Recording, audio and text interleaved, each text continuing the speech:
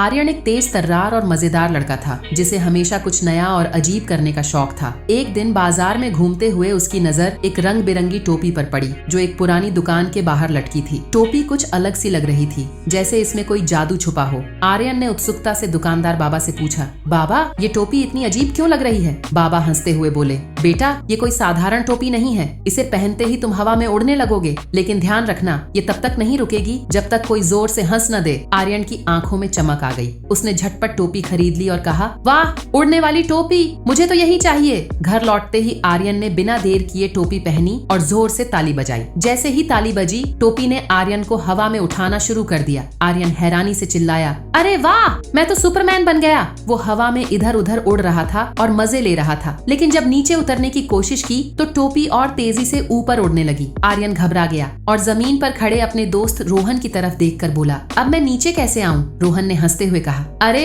बाबा ने कहा था ना, जब तक कोई जोर से नहीं हंसेगा तुम नीचे नहीं आओगे। अगले दिन आर्यन ने सोचा कि इस मजेदार टोपी को स्कूल ले जाना चाहिए। चलो स्कूल में सबको दिखाते हैं। स्कूल में असेंबली के दौरान जैसे ही राष्ट्रगान शुरू हुआ, आर्यन ने मजाक में टोपी पहन ली। अचानक टोपी ने उसे फिर से हवा में उठा दिया। टीचर ने चौंक कर देखा और गुस्से में बोले, आर्यन असेंबली के बीच में उड़ने का क्या मतलब है? आर्यन ऊपर से चिल्लाया, सर मैं खुद नहीं उड़ रहा, टोपी उड़ा रही है। कोई जोर से हंसे तभी नीचे आऊंगा। सारे बच्चे जोर जोर से हंसने लगे। आर्यन भी हवा में हंसते हंसते झूमने लगा। क्लास में टीचर ने आर्यन से पूछा, आर्यन तुम्हारा गणित का होमवर्क कहाँ है? आर्यन ने हंसकर कहा, सर जब से मैंने टोपी पहनी है तब से उड़ ही रहा हूँ, होमवर्क करने का समय ही नहीं मिला। टीचर हंस पड़े और जैसे ही उनकी हंसी गूंजी, टोपी ने आर्यन को नीचे गिरा दिया। आर्यन सीधे अपनी कुर्सी पर गिरा और सब लोग फिर जोर से हंसने लगे। आर्यन ने मुस्कुराते हुए कहा, ये टोपी तो खुद ही हंसने और हंसाने का बहाना है। स्कूल के बाद घर लौटते समय आर्यन ने दादाजी से कहा, दादाजी ये टोपी तो सबको हंसा देती है, स्कूल में सब मुझ पर हंस रहे थे। दादाजी ने मुस्कुराते हुए कहा, बेटा अगर तुम खुद पर हंसना सीख जाओ तो दुनिया की कोई भी मुसीबत तुम्हारा कुछ नहीं बिगाड़ सकती।